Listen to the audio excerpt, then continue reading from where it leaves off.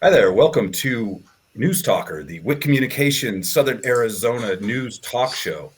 I'm managing editor Matt Hickman with the Herald Review in Sierra Vista, Arizona, and joined today by fellow editors Dan Shearer of the Green Valley News, Manuel Coppola of the Nogales International, and Tom Bodis of the Eastern Arizona Courier. Gentlemen, welcome. How are we doing today? So far, so good. It's good to hear. Beautiful day. A lot of news all the way around in Southern Arizona. It seems like we can't go a single week or month without having some big legislative issue with this. It's becoming the border is becoming a hot issue, and that got right into your wheelhouse there, Dan, last week, where you had none other than Ohio Congressman Jim Jordan in your neck of the woods doing another of those official congressional border discussions. Can you tell us a little bit about how that went? Yeah, it was a meeting of the House Judiciary Committee, and they go out and do these field hearings every now and then. And we've had one a few years ago, and this one was on the border. There were 7 members of Congress here. And what did we learn from them? Not much. It all started with some fun numbers from Jordan, who you mentioned earlier. He fudged on some of the numbers regarding illegal immigrants who have come into the country under President Biden. And it ended with Representative Eli Crane, who represents Northern Arizona. He called President Biden a traitor. So without a doubt, some border policies put out by the Biden administration have greatly increased the number of immigrants in the country, legal and otherwise. But to hear the representatives, which included Representative Wansi Spumani of District 6, to listen to them, you would think that all of the nation's troubles began 3.5 years ago when Biden took office, and it's just not that clean. Yeah, and that kind of coincides with the biggest state legislative news, which is they're very close in the legislature to getting HCR 2060 on the ballot, which a lot of people compare to the SB 1070 of more than a decade ago, which was called the Show Me Your Papers Act. It seems like it's very close to getting on the November ballot. There was one holdout in the Senate last week that held it back for concerns about Dreamers. Is that being part of it? What is everyone seeing around here? Is there much talk in your community among leaders or just among readers about this issue and what it's like to bring the SB 1070 conversation back again? Manuel, what are you seeing down in Nogales? There's not a lot of chatter down here about it, actually. I think we're focused on other things. There's a lot of local politics going on, but it is definitely something that people need to wake up to because it's becoming a real possibility. Who knows how the voters will vote? And Tom, what do you have a feel for? Are people in Graham County, Greenlee County, are they generally supportive of this idea? Are they of basically the issue is?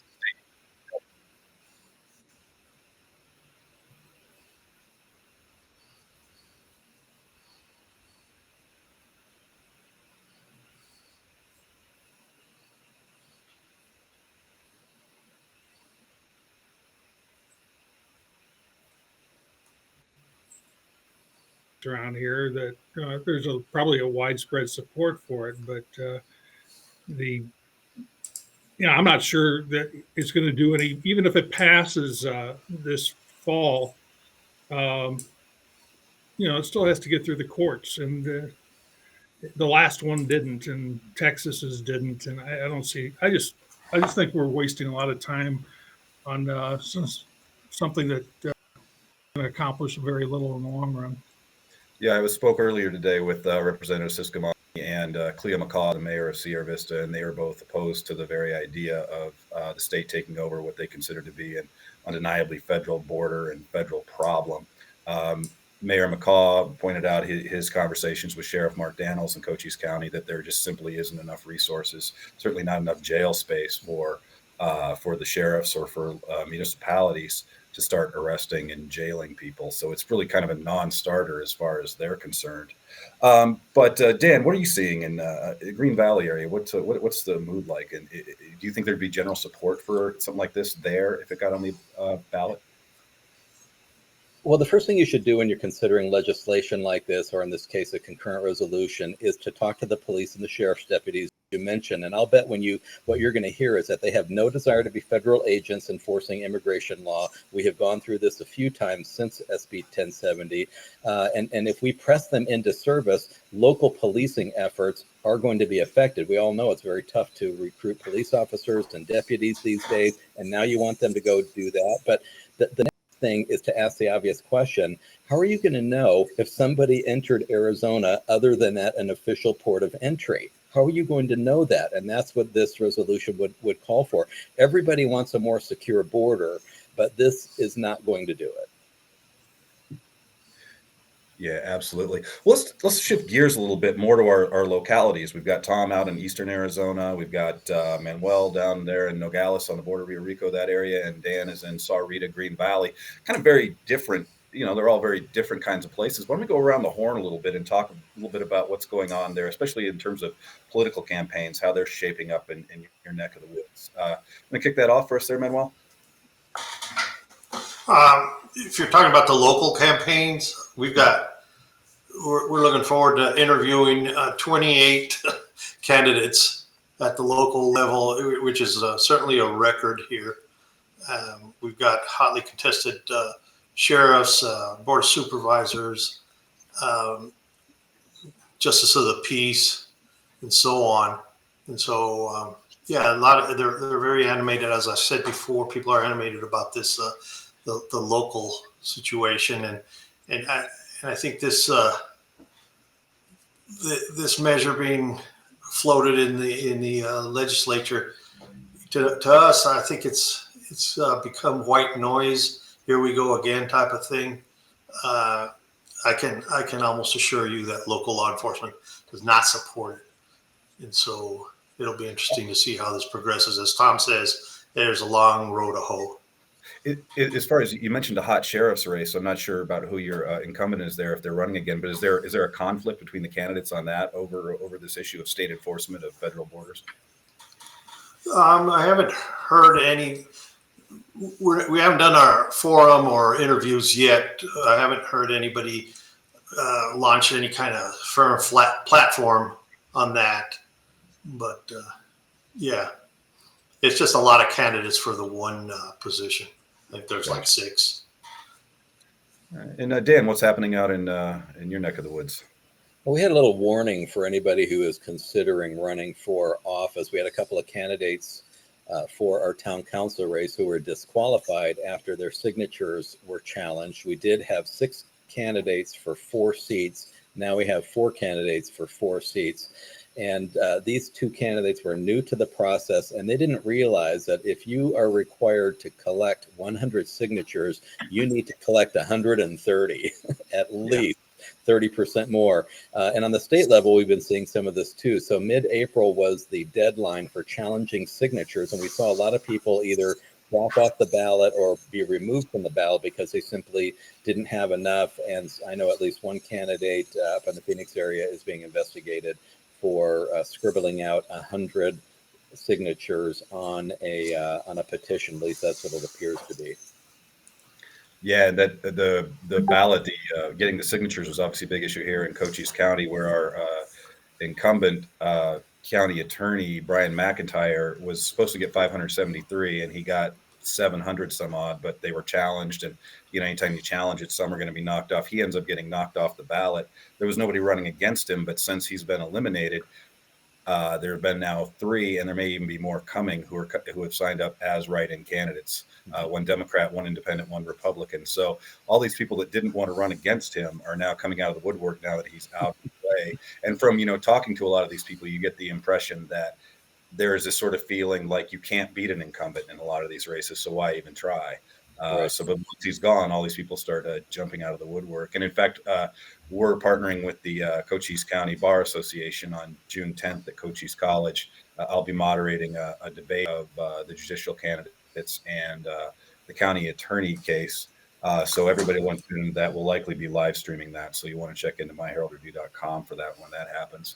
The other, also in Cochise County, endorsement endorsements are becoming a big deal, especially in the live wire case around Board of Supervisors District 1, which encompasses Sierra Vista, where Tom Crosby, the incumbent, who's also currently facing state indictment, is running in a primary against local businessman Clint Briseño.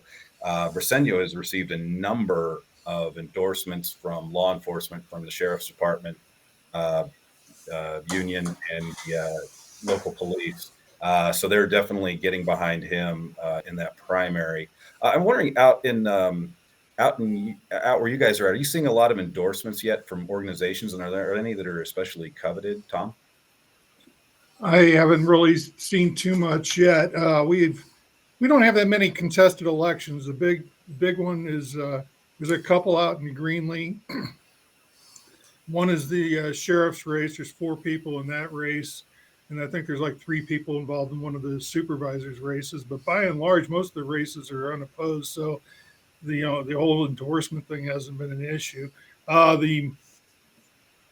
This city council race here could get a little interesting because, as you may know, we had our mayor pass away earlier this year, and so that seat opened up. So there's a lot of people vying for that. But so far, it's pretty calm. I haven't seen, people getting too wound up yet. I'm going to be interested in seeing what actually some of the smaller races are later when they start doing school boards and stuff like that, because there's a few of those that could get interesting. But I haven't heard a lot of buzz one way or the other. And honestly, this week we've been concerned with wildfires and gunfire, so we're kind of preoccupied. We're trying something different here with the multitude of candidates and the general atmosphere. And I want to get your guys' take on it. So what we decided to do is we're going to take each candidate from 4 races, and we're going to interview them and video record them and then upload them to YouTube. We're going to have a panel of 7 people. We're going to have set questions for all of them that will not be revealed until the day of the interview. And the panel will be scoring each candidate. Then we'll upload it to our YouTube channels and not Facebook, but our websites, and just let the people decide. Our forums down here have gotten quite contentious sometimes, and we believe there's potential for even more of that this election cycle. Dan, what do you think? We've done those live ones together on a number of occasions. I've been in your area, and I've seen the contentious ones and been a part of them. And I will tell you, what people love is hearing from the candidate themselves, not edited, just boom. So I love the idea of the video. My question would be, when you score them, do people really care what we think or how we might endorse? And we have, as a newspaper company, talked about this. What value do endorsements have? And so I think that's a real big question. But to allow people to see these candidates, ask them pointed questions from people who know what's going on in the community, I think is very important. So I applaud you for that. I think it's a very good move. Oh, thanks. Yeah, it's interesting too. I maybe we could go around the horn. This kind of almost seems like an internal conversation, but I think it's worth sharing. Is like, do you plan on doing endorsements at any point, or something where it is almost like a reader's choice? And kind of which way is, how much value do you think endorsements still have from media companies? I don't know. The last guy I endorsed ended up getting arrested in City Hall and hauled off to jail. So I quit doing that. That's half the people who run for office in your area. But I'll just leave that one. Well, I'll tell you that when I joined this company 15 years ago, I believe that ours was the only newspaper, and we have roughly 30, that did not endorse. And I kept that going. And now I believe we might have nobody endorsing, or maybe just a paper or 2. And here's part of the reason is that our staffs have diminished so much that who really is your editorial board? It might be your publisher, it might be your editor, but it's really not big and varied like it used to be. And really, I think there have been studies and analyses that show that people probably don't value them that much from a newspaper. What they do value is our access to the candidates and asking questions that matter to our readers. Which then follows up, what about a Reader's Choice Award? Like I've thought about maybe we take a vote and we kind of like what Manuel's talking about, and maybe I really like the video idea too, and then letting them vote and then publishing it almost like here's what our readers think, as a quasi endorsement. Well, isn't that you what just never elections are for? Yeah. There's a sneak peek. Ideally. These things, they're going to stuff the ballot box. I tell you, anything they can do. So, but I think people do value, again, our access and asking the right questions. So that's what we're sticking to. All right. Well, fantastic talk, everybody. I think our time is just about up. Great to see you guys, and good conversation. And let's keep in touch and get back here for episode 3 of NewsTalker.